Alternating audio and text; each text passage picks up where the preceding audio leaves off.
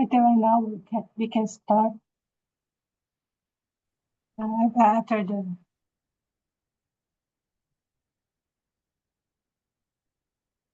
Hello, and a very warm welcome to this third event in the joint ADB-ADBI HR webinar series.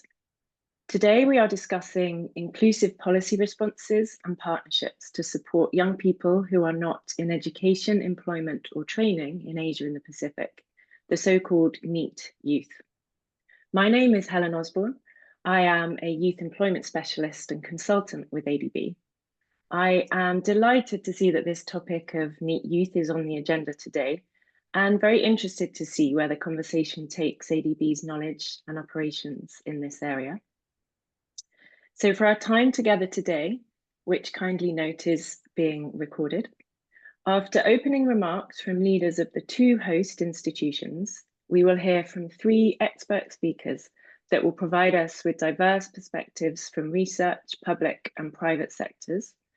Then an ADB colleague will provide reflections before we use any time we have left for questions from participants. So please do post any questions directly into the platform Q&A as we proceed through the event. So without further ado, let me invite our first opening remarks. We are glad to be joined by Bambang Brojonegoro, who is the Dean and CEO of Asian Development Bank Institute. Bambang, thank you for joining us today, and over to you for your remarks. Thank you. Okay. Yeah, thank you, Helen. Very good afternoon from Tokyo, and welcome to the third ADBI-ADB HR webinar, which this time will focus on addressing youth in need in Asia and the Pacific and developing inclusive policy responses and partnership. I would like to express my gratitude to ADB, Ji Sun Song and Ji Yong Lee from Sectors Department 3 for their continued support organizing this webinar series with ADBI. Also, special welcome to India's former Secretary of Ministry of Labor and Employment, Ms. Sumita Dawra, and thank you to Niall O'Higgins from the ILO and Wonjai Choi from CJ Olive Networks for joining us today. Across Asia and Pacific, youth employment has gradually improved since the pandemic. Yet, a significant number of young people remain not in employment, education, or training, commonly referred to as NEET, N-E-E-T. This persistent challenge limits the region's human capital potential, inclusive growth, and overall progress toward achieving SDG target 8.6. The causes are wide-ranging, from social norms and unequal caregiving responsibilities to gaps between education systems and labor market needs.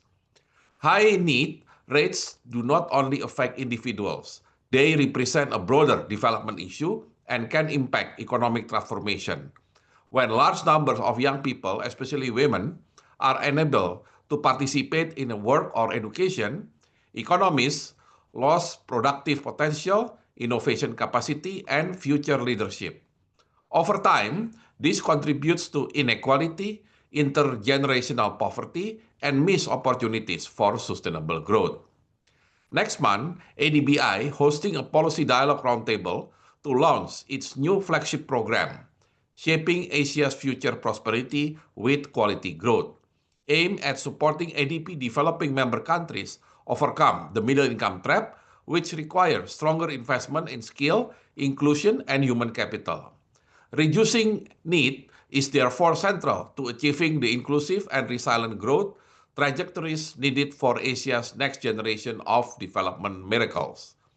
This third ADBI-ADB HR webinar brings together experts to share different perspectives, including an international organization, ILO, government, former Secretary of Labor and Employment, and the private sector, CJ Olive Networks, to discuss need indicators and statistics, challenges, national policy innovation, and public-private partnership model to tackle these issues in the region. By sharing these experiences and identifying scalable strategies, I hope that we can contribute to the broader regional agenda of inclusive, innovation-led economic transformation, empowering young people to participate fully in and benefit from the next generation of growth. I wish you all a successful webinar and fruitful discussion. Thank you, and back to you, Helen. Thank you very much, Bang Bang. Thank you for this warm welcome and this curtain raiser on our speakers and our issues. And your flagship program sounds very relevant indeed. Thank you.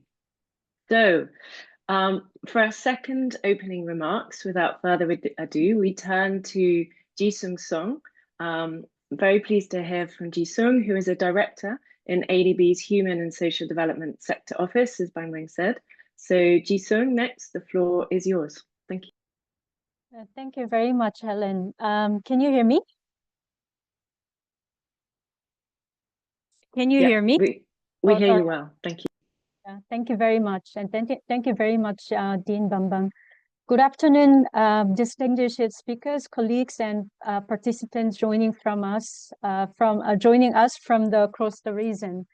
This is my great pleasure to welcome you to this third session of the HR webinar series, jointly organized by ADB and the ADB Institute. Today, we are focusing on youth not in employment, education, and training. Despite improvement in the youth employment since the COVID-19 pandemic, the share of young people who are not in education, employment, or training remains a persistent and pressing challenge across the Asia and the Pacific. As highlighted by ILO, more than 20% of the young people aged 15 to 24 were NEET in 2023. The issue is disproportionately more prevalent among young women, who remain more than twice as likely as young men to be NEET globally, and over 3 times as likely in South Asia. These are not just labor market statistics. As mentioned by Dean Bambang, these are real challenges to a country's socio-economic development, and for individual youth, this is a real lifetime struggle for them. Today's webinar provides an important opportunity to deepen this understanding. We are honored to have distinguished speakers who brought both analytical and practical insight. From ILO, we will gain a clearer perspective on measurement, particularly the distinction between NEET and youth unemployment, and what this means for the effective policy design. From India, we will hear about the evolving NEET landscape in the country and the recent policy responses, including large-scale skilling effort and employability reforms. And from Korea, we will learn about an innovative public-private partnership model in the form of CJ Olive Network's remote internship program, which demonstrates how industry can play a pivotal role in expanding opportunities for young people, bridging the skill demand gaps. This is the third webinar in our series this year, following our earlier discussions on gig workers and workforce transition. Through this series, our aim has been to build a platform to continuous learning on emerging labor and employment issues that matter deeply to our region. I sincerely hope we can maintain this momentum into next year with equally relevant topics and even stronger collaboration across partners. I would like to take this moment to express my sincere appreciation to the ADBI for co-hosting today's session and to our speakers for generously sharing their expertise, and to all participants for joining us. I look forward to a rich and engaging discussion and to practical insights that can help us move closer to reduce NEET rates and expanding opportunities for young people across Asia and the Pacific. Thank you very much, and I wish you a meaningful and productive session. Thank you. Thank you very much, Ji-sung. We're off to a great start. Thank you for making these connections both to young people's lives and to those broader issues of socio-economic development where this issue of NEET youth sits. So thank you, Ji-sung, thank you, Bang Bang, thank you both for leading this session. So before we move on to the next part of the discussion, the event organizers would just like to take a group photo, and it looks like The relevant people are poised with their cameras open, which is great. So I think if I just count 1, 2, 3, Jisung, thank you. I think we're good. No one's telling me we're not. So I'm going to count 1, 2, 3, and your best smile, I guess. Thank you very much. 1, 2, 3.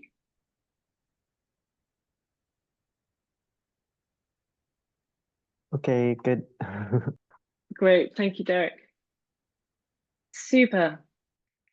So thinking back to our opening remarks with this spirit of collaboration and emphasis on partnership and innovations, let's turn to our first speaker. So Niall O'Higgins will further set the stage for our discussion with a presentation on the latest trends and thinking on NEET youth globally. Niall has written extensively about NEET youth, and he works as a senior research specialist at the Employment Analysis Unit at the International Labour Organization, the ILO in Geneva. Please know I'm keeping introduction short to save us time, but the full bios for all of our speakers are available on the event page, and you can find the link for that in the chat. So Niall, we look forward to your insights, and over to you for 15 minutes, please. Thank you. Hi, thank you, Helen. Yes, I'm Niall O'Higgins, and as Helen said, I work in the ILO's Employment Analysis Unit. I do quite a lot of work on young people, and in particular on young NEETs. And essentially today I wanted to offer some general remarks about young NEETs, and particularly as a basis for youth employment policy. More specifically, hang on.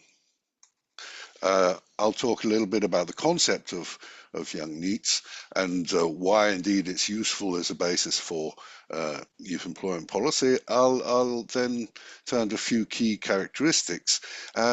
Main point here is that the characteristics of young NEETs as a whole are quite different from those of the unemployed, and I think I would argue this provides a much sounder basis for youth employment policy as a whole. And indeed, I'll end up with a few policy implications. So just to start off with some definitions, what are we talking about? Well, NEETs are exactly what it says on the label: young people who are not in employment, education, or training. And the NEET rate, the rate that we are primarily concerned with, is simply the proportional share of the youth population who are NEET. What does this actually mean? Well, NEETs comprise two large groups. One are the unemployed. So if one is unemployed, one is also NEET, so long as one's not in education. But there is a much larger group of young NEETs who are outside the labour force as traditionally defined. That's not to say that they are not unemployed. They're not actively searching for work. This does not mean that the young NEET, the young person, does not want to work, but just that they are not actively searching for it, and indeed may face a series of additional obstacles to the labour force participation, and this is important in itself. So it's not that the unemployed are somehow very different or more worthy of our attention. Indeed, those outside the labour force who face these additional obstacles are indeed in need of a greater support, typically, and typically are more vulnerable youth populations. What do we actually mean by this? Well, NEET is quite a neat indicator indeed, in the sense that if you are NEET, then you are not in one of two positive states, broadly speaking. You're not employed, and so not contributing directly to the economy and society and to one's own prosperity, or one is not in education, and so are not developing the potential to contribute to the economy and society in the future. So broadly speaking, young NEETs are those who are outside both of these positive states. Why is it a useful indicator? Well, in the first place, it's the Sustainable Development Goal 8.6. That is, internationally, we measure progress in youth labour markets by the ability of countries to substantially reduce the NEET rate. So it's an internationally recognised indicator of progress in youth labour markets. I would say more concretely, more substantively, NEET is an extremely simple status to define. It's actually much simpler than unemployment. We don't need to work out what we mean actually by actively looking for employment and so on. Simply stated, if a young person is not working and they're not studying or in training, then they are NEET. Young NEETs include the discouraged, that is, young people who would like to work but have given up looking for work, actively searching for it because they believe there are no jobs available. More generally, the NEET rate and the young NEETs in general better reflect issues young people face in navigating the school to work transition. It's a better indicator, we would argue, of vulnerability, especially in lower middle income countries. I would also add that the NEET rate is calculated on the youth population as a whole, so it gives a rather better idea of the size of youth labour market problems in a country. So let's look at some key characteristics just to illustrate this. This is a global snapshot in 2025 of two ways of looking at the youth population. One is on the left-hand side, the traditional labour force-based distinction with the unemployment, employed, and those outside the labour force. And we can see that globally there's around 67 million young unemployed. If we look to the right, we see that in fact there are nearly 4 times as many young NEETs as there are unemployed. As I already mentioned, the young NEETs include the unemployed, but they also include a significantly larger group of young people who are outside the labour market. One of the key characteristics of young NEETs is the fact already mentioned that young women are more likely to be NEETs than young men. Compared to young men, in fact, young women are more than twice as likely, globally speaking, more than twice as likely to be NEETs. There's about 175 million young female NEETs globally and around 87 million young male NEETs. They're also much less likely to be employed than young men. So much of the larger group of young NEETs amongst women is accounted for by a lower employment rate. And they're also a little less likely to be in education. And this puts the emphasis on the fact that it's good to in order to reduce NEET, one can either increase participation in education, but also not just in employment. If we look at the Asian situation, that's rather similar, but even more so, if you like. Compared to young women, young women are, well, more than 200. There are at least 2.5 times as many young women NEET as young men. Actually, they're about 3 times as likely to be NEET because actually the female youth population is a bit smaller than the young male population in Asia and the Pacific. But certainly the picture is rather similar but more pronounced. Similar to the global picture, young women are about half as likely to be employed, and again, a little less likely to be in education. So there's room certainly to improve and increase female participation in education as a way also of combating young NEETs, not just promoting employment. If we look at the global picture, we see that young NEET rates, youth NEET rates are higher in Africa and Southern Asia and the Middle East in particular. And if we look at the ratio, the extent to which young women outnumber young men, that is particularly pronounced in Southern Asia in particular and Northern Africa. And more generally, the ratio of female youth NEET rates to male youth NEET rates tends to be a little higher in equatorial regions, but you can see that the darkest colors corresponding to the highest ratio are to be found in Southern Asia. So why young NEET rates are rather different to the characteristics of youth employment. In particular, NEET rates are nearly everywhere higher amongst young women. This is not true for youth unemployment rates. NEET rates tend to fall as country income increases. Again, this is not true of youth unemployment rates. They actually tend to increase as country income increases. NEET rates are higher and the gender gap larger in rural compared to urban areas. And again, not true for youth unemployment rates. NEET rates tend to fall with rising individual educational attainment.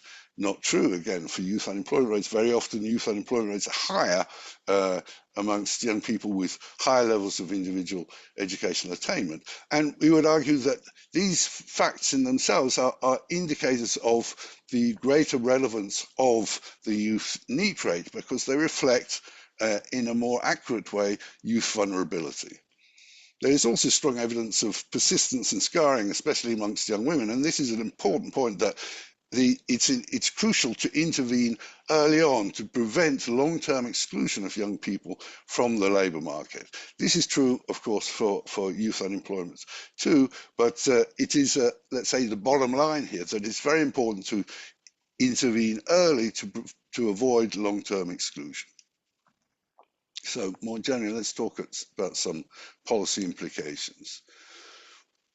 The shift from youth NEET from youth unemployment, to youth NEET implies a broader scope and a shift in mindset.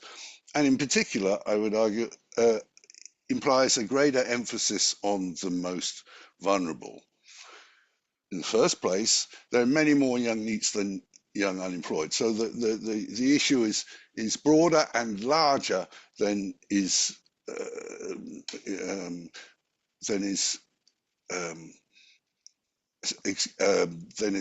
given by the just looking at the youth unemployment. NEETs have quite different and indeed very much more varied characteristics than the unemployed. It's important to remember that reducing NEET can be achieved by increasing employment, by increasing the availability of jobs, but also by increasing participation in education and training. So youth employment policy has an important element that needs to be linked to education and training. And more generally, the shift to NEET suggests more emphasis is needed on identifying the difficulties facing specific groups in entering the labour market. Young NEETs are a very varied group with varying challenges, facing varying challenges in entering the labour market. And in particular, it puts an emphasis on removing obstacles to the effective participation in education and/or employment of young people.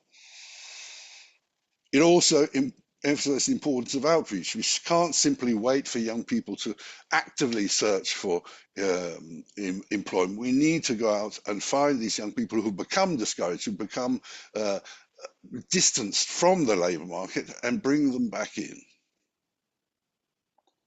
So in practical terms, one needs to, in the first place, create more job opportunities for young people. We tend to put a lot of emphasis on young people's characteristics, but in the first place, there needs to be enough job opportunities for young people. We need to fit the labour market to young people's needs. Having said that, one then can talk about promoting acquisition of appropriate competencies and skills amongst young people. That is, fit the young people to meet labour market needs, but we first need to have enough job opportunities for young people in the first place.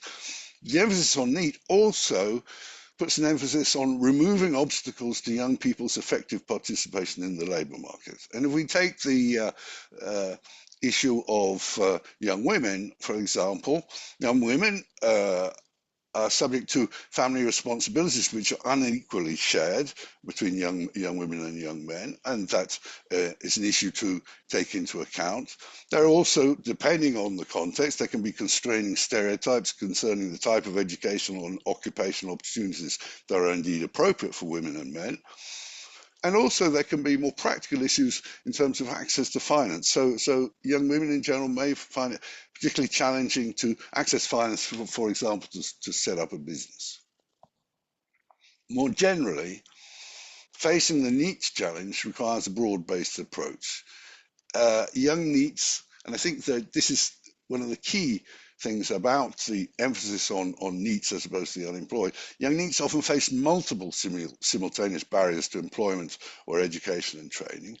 And one needs a broad-based approach with an array of interventions, but these must have as their cornerstone macroeconomic.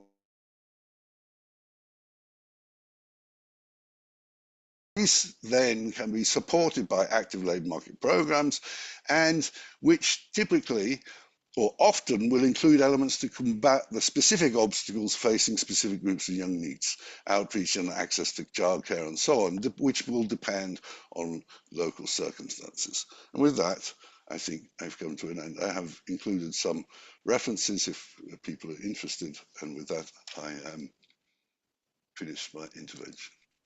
Thank you very much, Niall. I'm sure people are interested, and these slides will be available, so these links, you can read more there. That's fantastic. Thank you so much for this important basis for our discussion. I really like that slide where you compare unemployment facts, if you like, stylized facts, with the NEET and the contrast there, making us really understand these distinct groups and the differentiated concepts captured in this NEET indicator. I think that's really important. We've got a couple of questions coming in already, which is great. We're going to try and save time at the end for questions.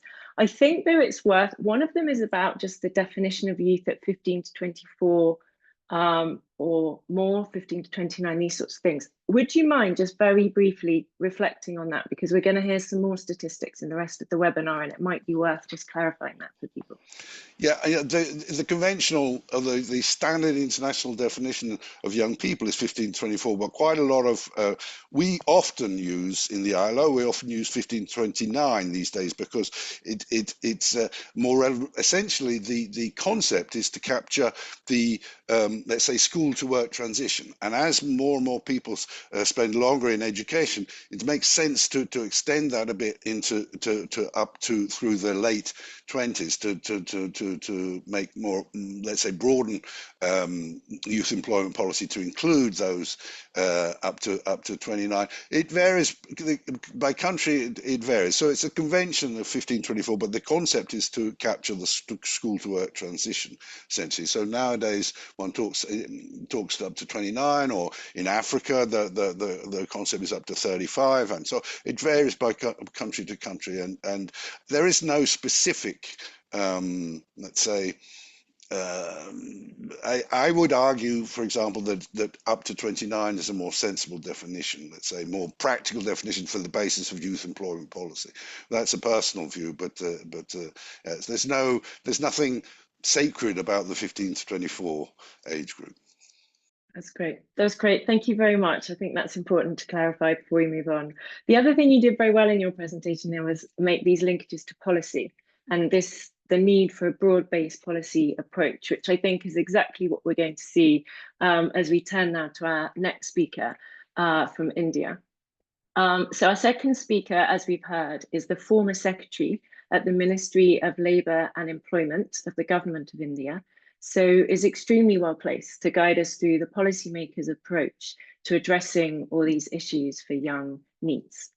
Mrs. Sumita Dawra, thank you very much for sharing your experience with us. So please, the floor is yours. Over to you for your 15 minutes. Thank you. Thank you, Helen. I hope my presentation is visible. Yes? Okay. Sorry, yes, it is. Sorry, I left myself on mute. Yes, we hear you well and we see you clearly. So thank you very much. Thank you very much. Very happy to be part of this webinar. I'll be presenting the key features, policy responses to youth who are not in employment, education, and training in India. Starting with the key features, the National Youth Policy in India defines youth as between 15 to 29 years. Yet I will also be referring to the younger age cohort, which ILO uses, 15 to 24 years.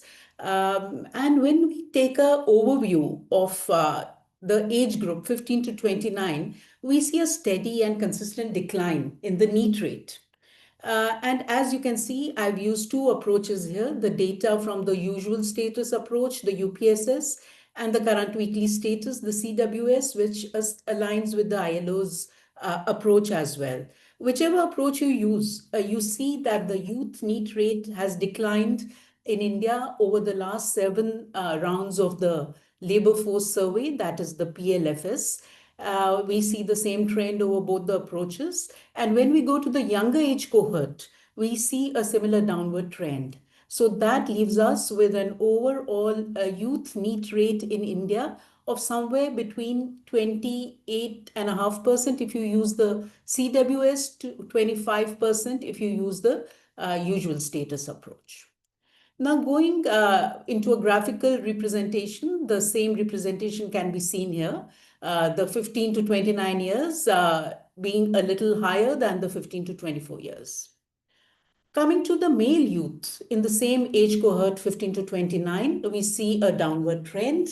And we also see that the youth NEET, male NEET is much lower than the overall, whichever approach you use. There is a steady improvement, no doubt, and we believe it is driven by our programs which focus on labor youth engagement, the skill and employment programs, the male's engagement of the male youth in employment training, etc. Coming to the female youth in the same age cohort, we see a consistent downward movement, but the female NEET remains substantially higher than the male NEET. As you can see, whichever approach you use, it has come down, no doubt, but still remains in the 40s.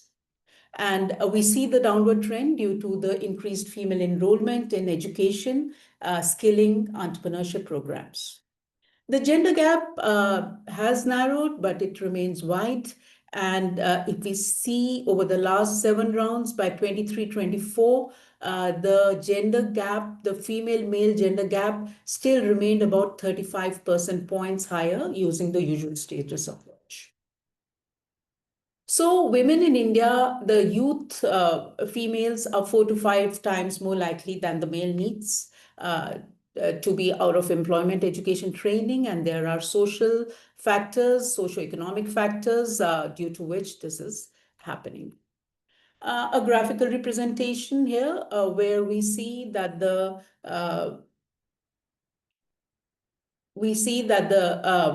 male NEET and the female NEET both are showing a declining trend. However, on the right side, we can see the female NEET rates are much higher than the male rates.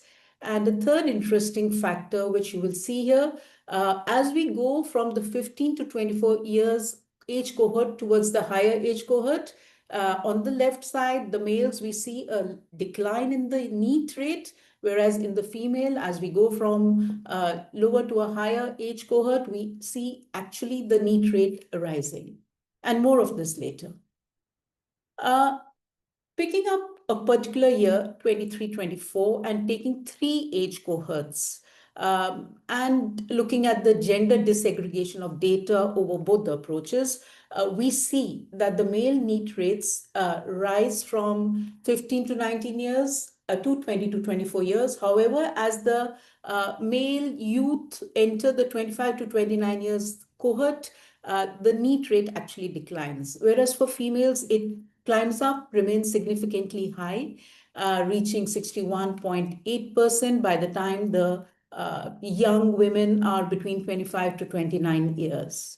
Another thing you will notice that in the younger age cohort, the gender gap is lower and becomes significantly higher as the age increases.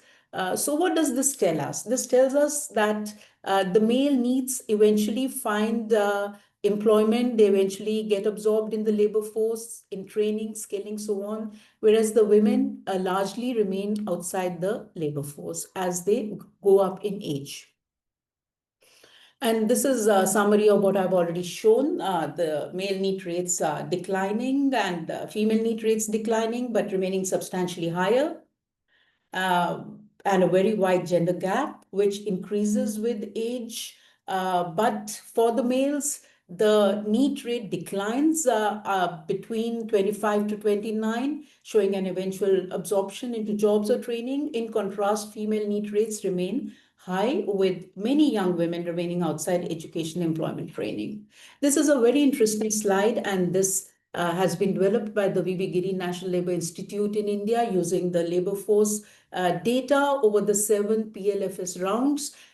We see the male NEET rates. We see a predominance of unemployment. The unemployed youth, about 78% of the NEET are either looking for jobs or they are available for work. Whereas among the females, we see the yellow color dominating, which means more of the women are in domestic responsibilities, with more than 90% females in domestic work. Looking at the rural-urban division of the NEET rates, the rural NEET has been observed to be higher, and the same pattern is seen among the female NEET. However, in the male NEET, we see that the urban males have a little higher NEET rate than the rural males. Overall, we see 1 in 4 young Indians who are not in employment, education, or training. This represents the untapped demographic dividend of our country, and it is a challenge for youth, integrating the youth with the labor market. What has been the policy response? The policy response has been across various ministries, various programs, and a lot of budgetary allocations, both at the Government of India level and the state governments. However, I will be touching upon some of the main initiatives so as to be able to give you a focused presentation during this restricted time that I have. The presentation plan will be to give you an overview of the multifaceted policy response of the Government of India, particularly the recent policy response of the last 10 years and more. It will cover skilling, education, employment, and I shall also give you a flavor by presenting one digital initiative among the many which are there in the labor market. I will also very briefly show you 2 best case practices. Coming to the skilling endeavor, the institutional framework covers more than 20 ministries, all 36 states and union territories of Government of India, with the Ministry of Skill Development and Entrepreneurship leading the effort of coordinating skilling efforts, bringing about standardization, quality, and leading flagship programs. The Ministry of Rural Development also leading skilling programs in the rural areas as part of the National Rural Livelihoods Mission, apart from the many other ministries which I indicated above. We have a strong institutional framework at the Government of India level, with the National Council being a national regulator for the skilling programs, the National Skill Corporation being a knowledge partner for the Skill India mission. The sector skill councils bring in the industry integration by developing national standards and qualification packs for skilling across different sectors. And we have the National Skills Qualifications Framework, which brings flexibility while ensuring standardization and certification in the skilling process. I will now go over to the flagship skilling program of the Ministry of Skills, the Pradhan Mantri Kaushal Vikas Yojana. This focuses on short-term skilling. It maps the skilling to the demand in the job market. It covers both urban, rural, unemployed youth, and the community outreach is to the unemployed, the dropouts. It includes future-ready sectors. In the last 10 years, we've had a good output and outcome of this program, as you can see on the slide, with improved employability, higher incomes. This is a snapshot of the same PMKVY. It recognizes prior learning as well, has special projects for remote areas, focuses on new age skills as well, so as to have a future-ready workforce. Now, going to another flagship program, this is actually a pioneering skilling program of the Government of India, the Deen Dayal Upadhyay Gramin Kaushalya Yojana, part of the National Rural Livelihoods Mission. And the important part is, apart from skilling, it is linked to placement opportunities for the rural youth. You can see the output of this with 65% placement rate for those who are being skilled, including foreign placements. As part of the National Rural Livelihood Mission, we also have the self-employment training institutes in rural areas, where the sponsor banks also give credit linkage so that youth can have their own setups, their own business opportunities in various sectors. And you can also see the output of this since the last 10 years or so. Now, this is the backbone of our vocational education training programs in the formal sector. The industrial training institutes, we have more than 15,000 of these. A lot of them, a majority of them are run by the private sector along with the government. Many states have public-private partnerships with very good outputs in terms of placements and employability, which is why the Government of India has recently approved a national scheme to scale up the industry connect for the trainings, whether it is in design or placements or improving infrastructure of the ITIs and developing centers of excellence.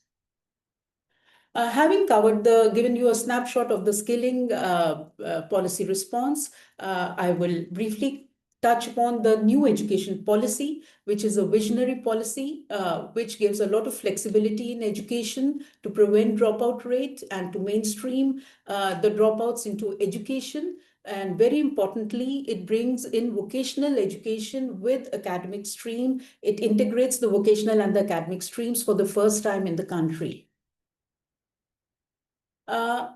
Coming to employment creation, what is Government of India doing for creation of employment? This slide shows the reform agenda just at a glance.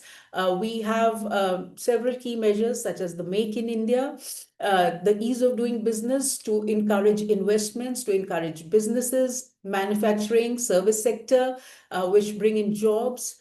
We have the production-linked incentive scheme, which is a recent flagship program of the Government of India, where about $24 billion budgetary allocation is incentivizing global manufacturing champions in various sectors, as you can see here. We have the free trade agreements with various countries for international mobility of our labor. India, as you know, is the fastest growing major economy in the world, and the growth drivers for employment generation today, you can see here, there's a significant expansion of the services sector, particularly in IT, banking, financial services. The e-commerce boom has led to job creation in various related areas in logistics, supply chain management, so on. And we have strengthened electronics, automotive, textile, to name a few sectors in our push for Make in India. Similarly, we see a demand for workforce surging in technology and data, fintech growth. Government of India's policy, the targets of 500 gigawatt non-fossil fuel by 2030, and also our policy to encourage electric mobility by 2030 is leading to creation of millions of jobs in the country. These are the new age sectors where India has the third largest startup ecosystem, which is driven by government-backed initiatives. We have a large growing platform gig economy, and India is the global hub for the global capability centers, which are creating a lot of jobs. This is a recent scheme, the Employment Linked Incentive Scheme, where Government of India has given a budgetary allocation of about $12 billion to incentivize employment creation in the country. These are entrepreneurship development programs. There are many more. I just wanted to give a bird's eye view of the programs to encourage MSME and support innovation. This is one tech intervention. I wanted to show the National Career Service Portal, which matches demand and supply in the labor market. As you can see, there are millions of employers, job seekers registered already. Millions of vacancies were mobilized in 2023-24. And on any day, you will find over 1 million active vacancies on the portal. This is a portal which brings convergence between job seekers, employers, skill providers, and so on. Touching very briefly upon two case studies, the Team Lease Foundation is a private entity which in the last 4 years has been working on programs which bring about apprenticeship with a degree. Students join their preferred university, they are offered letters of apprenticeship, they have on-the-job learning with an employer while online learning from the university. The students who are not in schools, there is a pathway to bring them back to school and onto apprenticeship, and the youth who do not want to go back to education, there is also a program for their placement trainings as part of the Team Lease initiative. These are the outputs of the program in the last 4 years. These are the industry partners. And going to my second case study, this is a incubator for women entrepreneurs under a PPP mode with the state government. And this enables women entrepreneurs to bring their ideas, bring it to a minimum viable product stage, growth stage, links them to investors, angel networks. And in the last 6 years, we see more than 8,000 plus startups, SMEs have been incubated. With entrepreneurship, women are able to get into jobs, and we see in WeHub, the women who set up their enterprises also employ a lot of women as part of that, and a lot of youth as well. These are the partners of WeHub, and thank you very much for your patience. Thank you. Sumita, that's wonderful. We really appreciate such a comprehensive and rich presentation in the time available. I think there's no clearer way to show the breadth of the policy response that's required for the different parts of this NEET sort of concept or challenge that we're discussing. Some very powerful data up front. I agree with you. I really like that graph, the yellow one that segments the gender gap. That's very powerful indeed. And some of our questions relate to that. So that's very helpful, but also making the point of the importance, the critical importance of the granularity of data insight in order to shape relevant and targeted policies. So I think a lot for us to unpack there, and hopefully we'll have more time in the questions.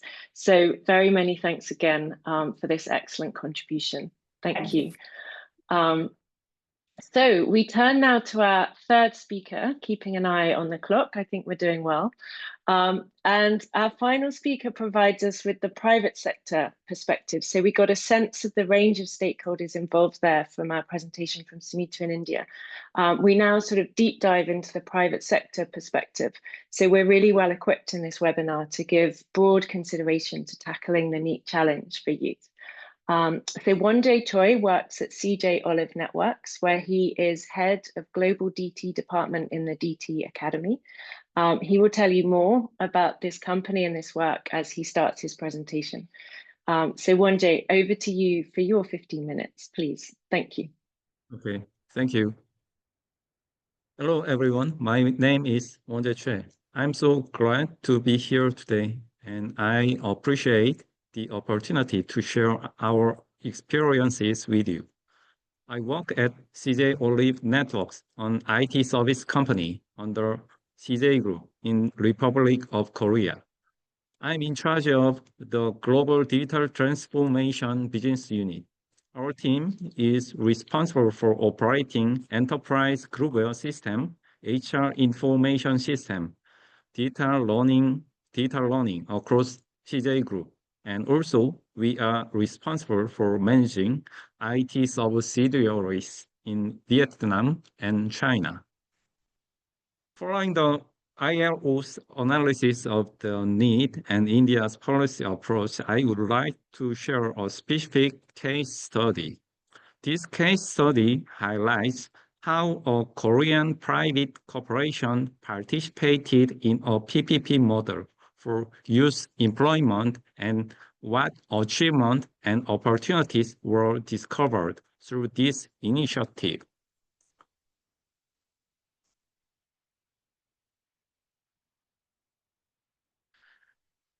To help you better understand my upcoming presentation, I would like to introduce CJ Group and CJ Olive Networks, which is one of CJ Group's subsidiaries. CJ Group is a global lifestyle and culture company. It has various business sectors to spread K-culture around the world. CJ Group is establishing new standards in global pop culture with K-contents, such as the film Parasite, Mama, Mnet Asian Music Awards, and KCON. With K-food brands like Bibigo, CJ Group is bringing the taste of Korea to people around the world. And also, CJ Group is spreading the K-beauty with health and beauty platform Olivia. CJ Olive Networks is the IT and digital service company that leads CJ Group's digital transformation. Based on three key technologies, AI, big data, and cloud, CJ OLED networks cover a wide range of businesses, from digital education to smart factory, AI, big data, and digital marketing. CJ OLED Networks places great value on equitable education as part of our social contribution efforts. By leveraging its capabilities as IT company, we are developing various educational programs to ensure that everyone from children to youth to seniors can benefit from digital technology. Our achievement and commitment have recognized by relevant organizations such as the Ministry of Education and the Ministry of Science and ICT in South Korea. Given this, we also maintain a continuous interest in youth employment and NEET issues. As you can see, the number of NEETs in South Korea has been steadily increasing. There are several issues, including job mismatches due to high levels of education, a lack of work experience opportunities caused by a preference for experienced candidates, and a widening gap in employment capabilities due to regional disparities. To enhance youth employment capabilities and provide quality jobs, active participation and support from private companies are needed alongside public efforts. However, private companies often find it challenging to cooperate on a large scale with the government. In response, in 2021, the Ministry of Employment and Labor of South Korea introduced a new policy based on a PPP model called the ESG Support Program for Youth-Friendly Corporate. This program matched companies' core resources with comprehensive financial support and operational autonomy from the government, reducing the burden on private companies. As a result, many large-scale, high-quality programs were launched. For companies, this was a great opportunity to achieve three goals at once through large-scale social contribution programs: enhancing corporate awareness, expanding the talent pool, and securing business references.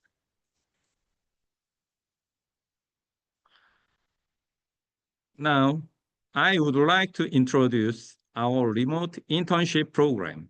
As the name suggests, this program is designed to be 100% online to support young people in remote regions outside Seoul, where most of the infrastructure is concentrated in South Korea.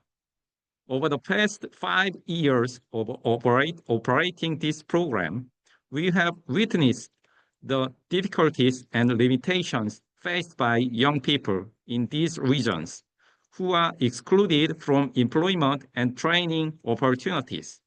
We also found that if these youth miss out on proper training opportunities connected to industry, they are highly likely to become NEETs and leave the labor market in the long term. I will now explain in detail how the remote internship program can be a practical solution to address this issue of youth needs. The remote internship program is basically designed for students who are non-IT majors and lack basic digital skills. After completion of the program, they can be a citizen data scientist. It is one of the key. The program consists of 3 sessions. First, in session 1, you will learn the basics of data science through e-learning. Regular career counseling and special lectures will also be offered to help you plan your specific career path. In session 2, you will work on a project to solve problems using data. The best teams will be given the opportunity to participate in a 3-day digital transformation hackathon to boost their confidence. The final session offers global field trips and internship experiences to provide strong motivation. Since the entire program is conducted online, it has a major advantage. Young people with time and space constraints can easily participate. This is especially beneficial for young women who are needy due to childcare or household duties, and for reclusive needs who have difficulty with external social activities.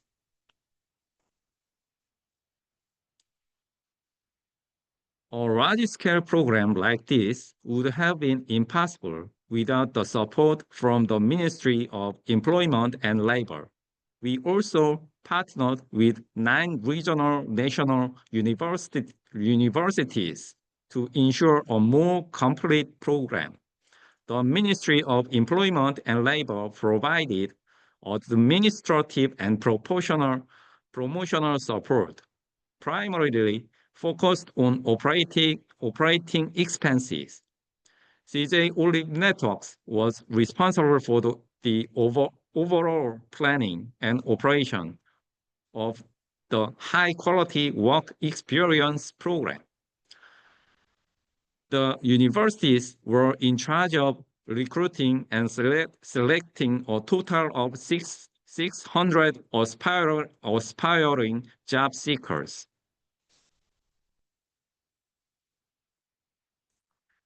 With support from the Ministry of Employment and Labor and collaboration with universities, our company was able to mobilize the following resources for young people. We provided infrastructure and content for online learning, real-world industry data, and collaboration tools, and programs that reflect our organizational culture and work method, all of which helped strengthen young people's employability and motivation. We believe that these corporate-level contributions significantly helped prevent young people from becoming needs by boosting the employability of those who were excluded from employment and training opportunities. Applying this to young people who are currently in need will be a great help for them to participate in the labor market. I'm sharing feedback from actual participants. Student Sewon Shim said that online education helped her learn effectively, overcoming physical limitations. She was also able to imagine herself working at a company while listening to vivid stories from mentors currently in the industry.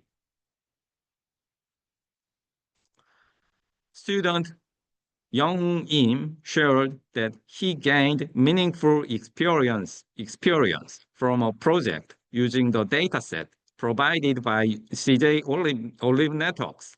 He also had interview preparation training through career mentoring. He mentioned that the same questions came up in an actual corporate interview, allowing him to answer well without getting nervous and achieving a good result.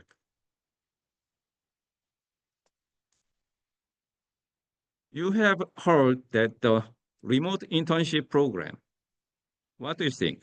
I believe that the NEET issue is difficult to solve with the efforts of only public sector or schools or through the CSR activities of a single company. Could the PPP model in Korea that you have seen be the answer? Based on the success of our remote internship program, our company is also developing and expanding new PPP models like youth entrepreneurship, youth content creation, and software education for teenagers in collaboration with several ministries, including the Ministry of Science and ICT and the Ministry of Education, in addition to the Ministry of Employment and Labor.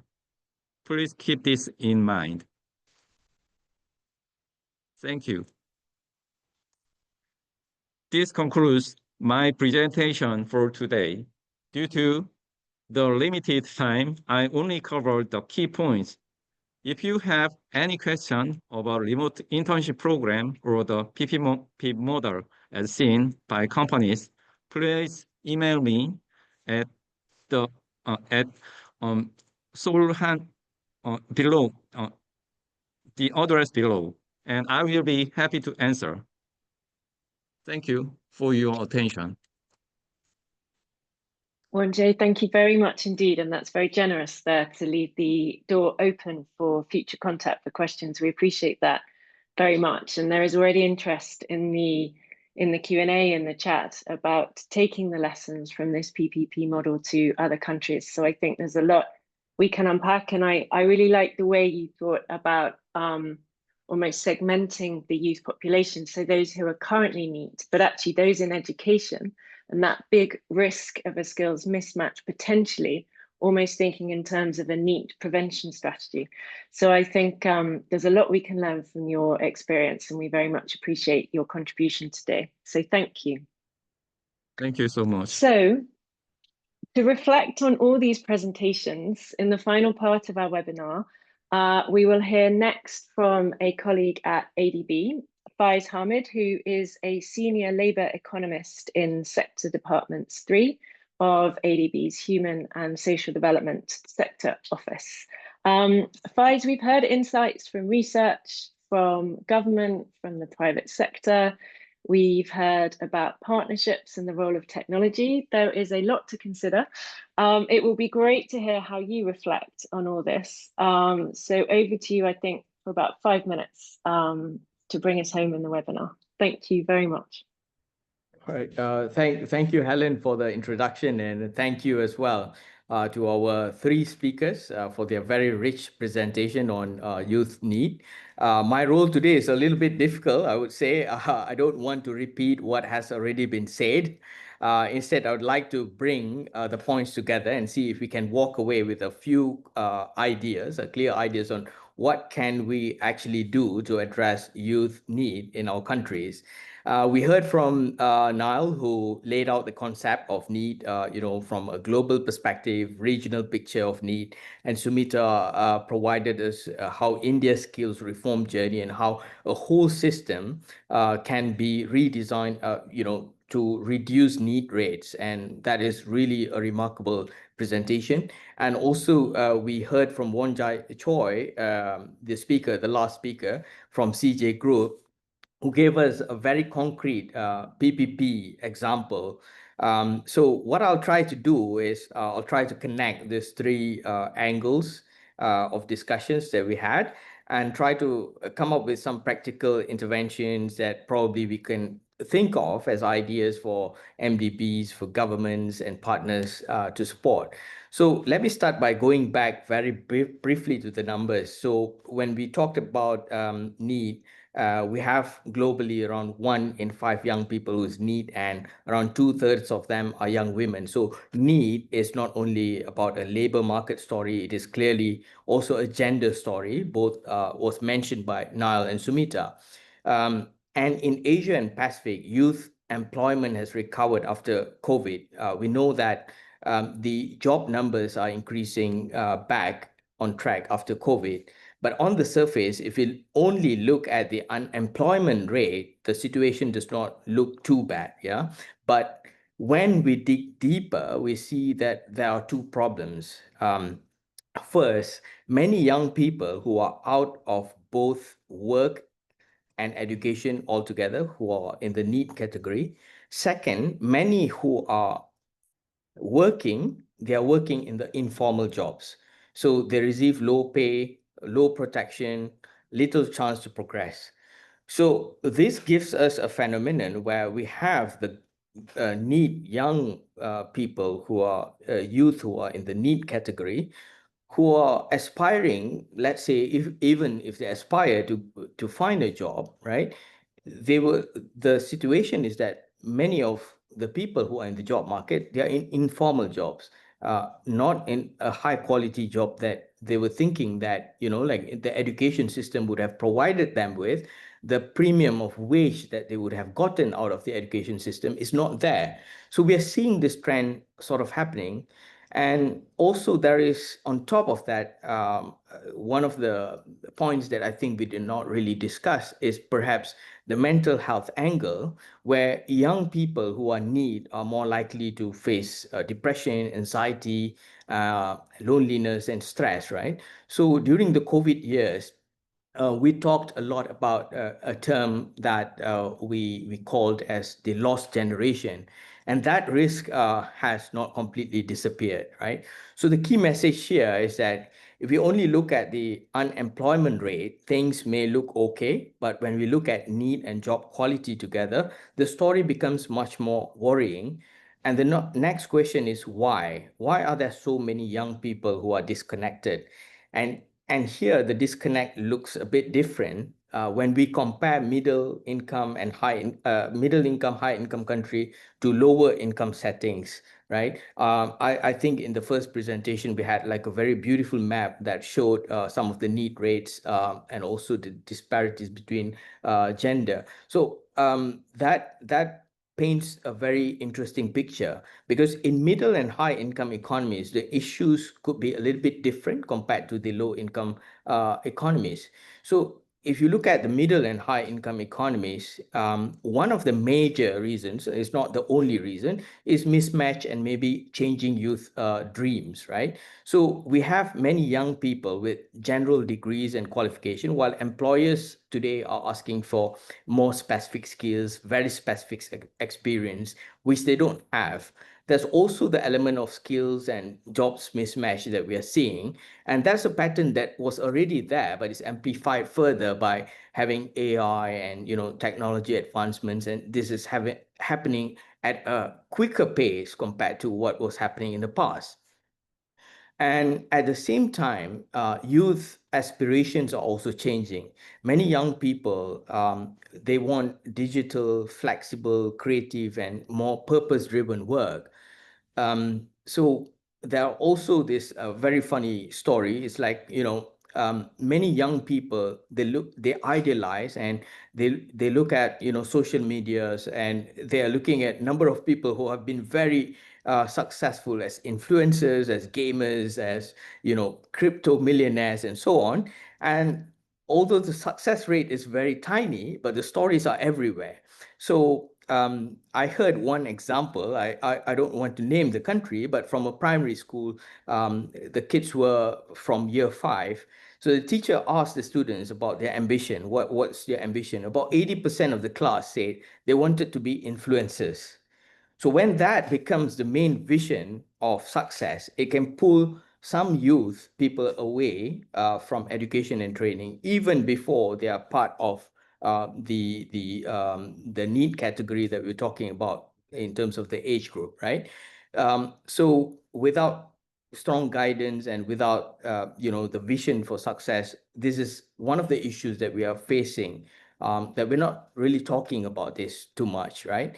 So in these contexts, the disconnect happens when education and training does not give the young people. Number one is the confidence that their skills will lead to real opportunities.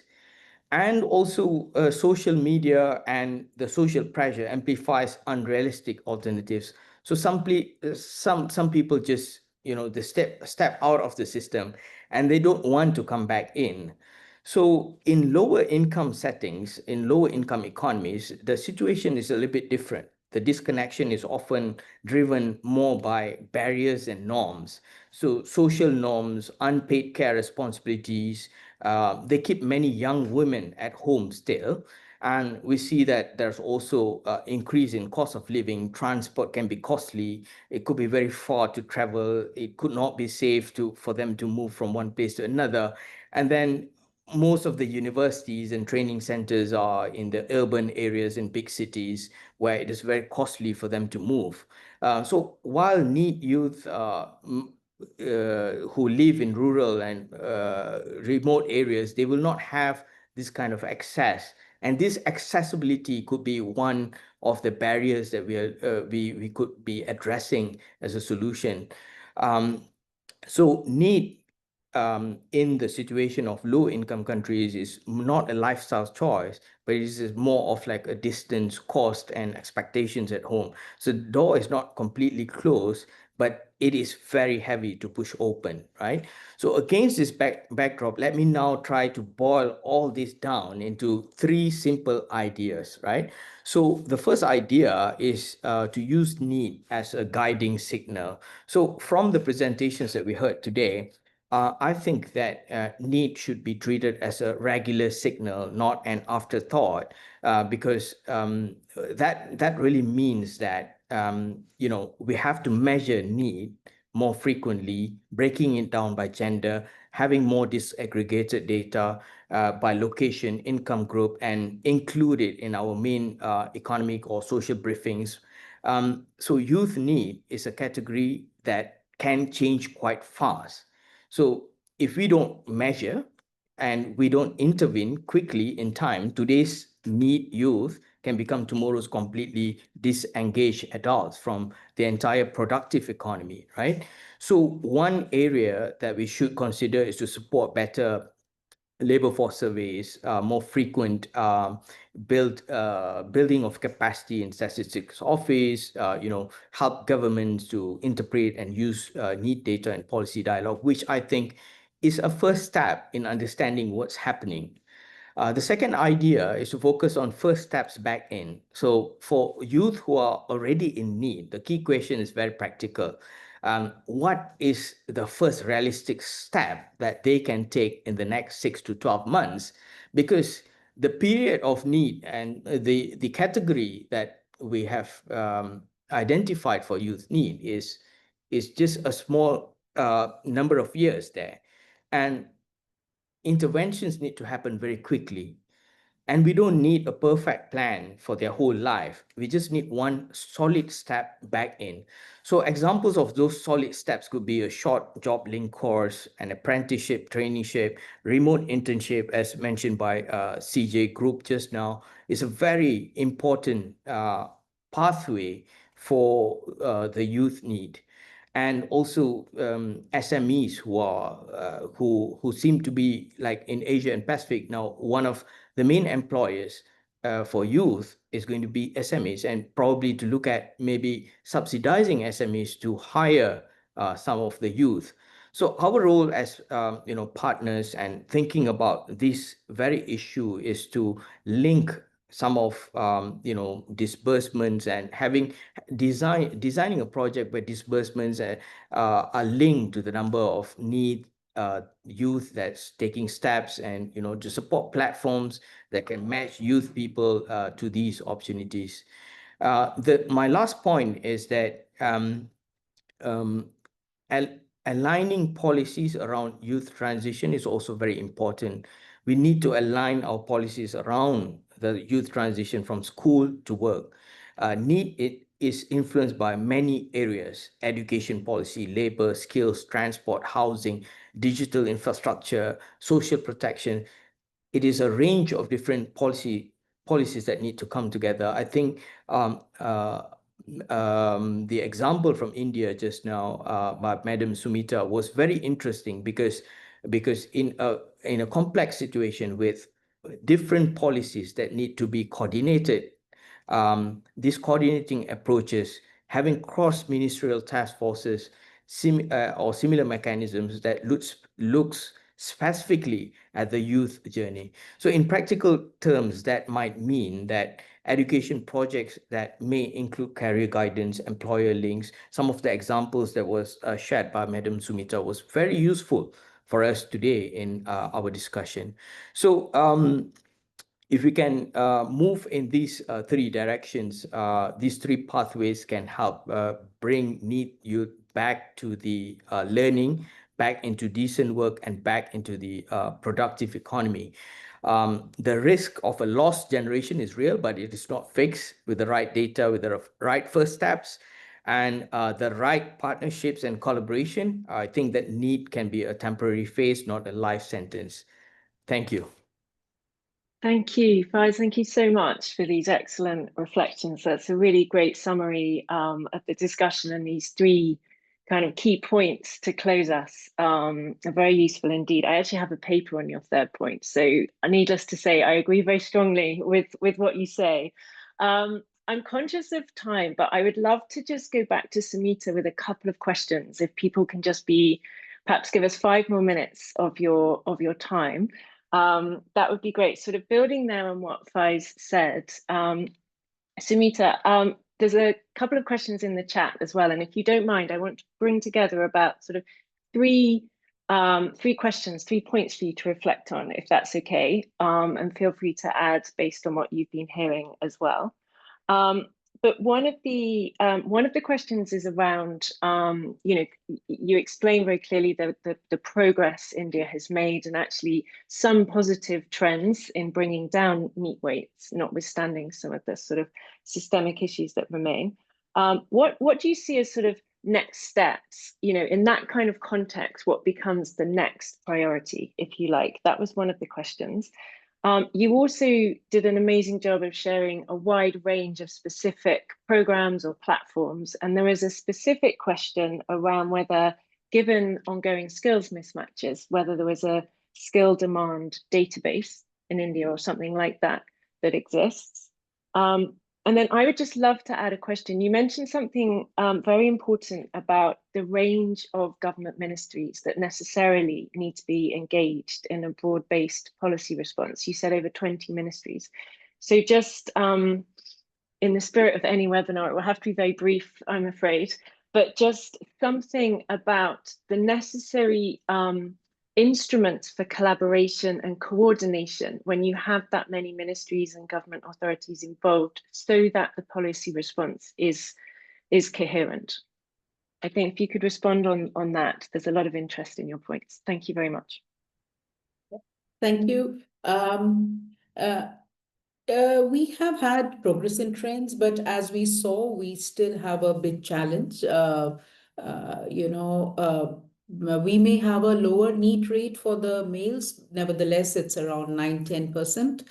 Similarly, with the females, we see a big gender gap, and that's where there's a big issue of how do you address the socio-economic aspects of bringing the young women into the workforce. Particularly in the rural areas. We do have the rural mission as rural livelihoods mission, and I think a lot of introduction of the technologies where agri businesses are being encouraged, value addition to local product, aligning it to local demand. That's where the women and the young girls will also come forward to get integrated with the productive activities of the rural economy. That's where skilling and training is being emphasized. And if we look at the latest union budget of this year, earlier this year, a lot of emphasis on introducing skilling and technologies in the rural areas in agriculture, plus bringing in investments and also the use of technology to be able to market some of these products. We already have a very strong self-help group movement of women in the country. So these are all aspects to leverage on, and a lot is already happening in the States. The next steps for better progress, apart from the new initiatives announced for credit to the MSMEs, we also have a national internship program, which has very ambitious targets. The big companies in the country have been given targets for internships. Plus what I mentioned, the new recent program approved by the Union Cabinet last month for scaling up of the ITIs, bringing in private sector as anchor industry partners. And apart from all this, the big push in India for investments, job creation, and whatever I presented. I would not like to repeat that, but this is where it is work in progress. We do have a skill demand database in the Skill Ministry because they maintain a portal called SID, which is the Skill India Digital Hub. So it may not be the perfect database, but we do have that database building up. And bringing the 20 ministries together, as I presented, we do have a institutional framework. We have the Skill India mission, where the National Skill Development Corporation is a knowledge partner for all the ministries. We have standardized qualification packs, certification, as I presented in the skill development framework. So wherever there's skilling, upskilling, reskilling, it has to adhere to certain standards, competencies before there is certification. So that's how we are going forward. Thank you. That's brilliant. Thank you so much. That's great. I think that we will need to bring things to a close.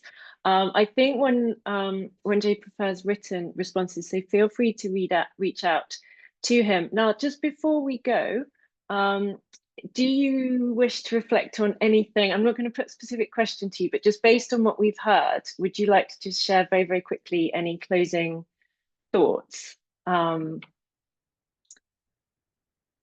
Neil, before we finish. Sorry, that was to you, Neil. Before we finish, would you like to just sort of, when you went first, so there's been a lot said since you spoke, would you like to just sort of, in the interest of time, no, I'm not going to ask a specific question, but just anything you would like to sort of reflect on or bring to us before we close out? That would be very great, very good. Yeah, one of the things that was brought up, there's, I mean, one thing, huge area, there's lots of things, it's not just NEET, there's also job quality. I think Faiz brought this out very clearly. But the other thing I would emphasize is that this thing of unpaid care work, this is something that the ILO is very recognizant of, and I shared in the response to one of the questions, work in the ILO, that's important that about 10 years ago, the ILO opened this up, if you like, by recognizing a distinction between employment, paid employment, and unpaid work, and domestic work and care work is an important part of that, and I would refer people to that. But it's a huge, I think what we got here, there's lots and lots of things here, and it's great to see the large number of initiatives in India and see some of these examples. That's what I'd say. Yeah, thank you very much. Absolutely. No, thank you so much, and you've done a great job answering the questions in the Q&A in written form. So thank you so much for that. And yeah, I agree absolutely. I think, we've shown very, very clearly that necessarily the youth employment conversation has moved a long way beyond just this unemployment discussion, and it takes us into a complex but very important space where we can shape some really relevant policies. So you can probably tell I would love to keep the conversation going, but in the interest of time, I really should not. I think that is all we have time for today. So on behalf of the event organisers, a big thank you to all our speakers for your excellent contributions, much appreciated. I think discussions like these are just so important to build the knowledge and awareness of this, as we say, complex, this integrated policy responses that we need to address the NEET challenge in different contexts and advance the kind of innovative and gender responsive solutions. We heard such a lot about the gender gap, so that we can unlock the potential of all young people in Asia and the Pacific. So before you leave, it would be appreciated if you would complete a event survey. I think that organisers will put the link there. There we go. There's a QR code, it looks like. As ever, feedback is much appreciated. So thank you very much. Thank you to ADB, to ADBI for this collaboration, for the leadership in this series. That was a very enjoyable discussion. I think a lot to build on for the future. So many thanks to all, and goodbye. Thank Thank you. you. Thank you, everyone. Thank you, everyone.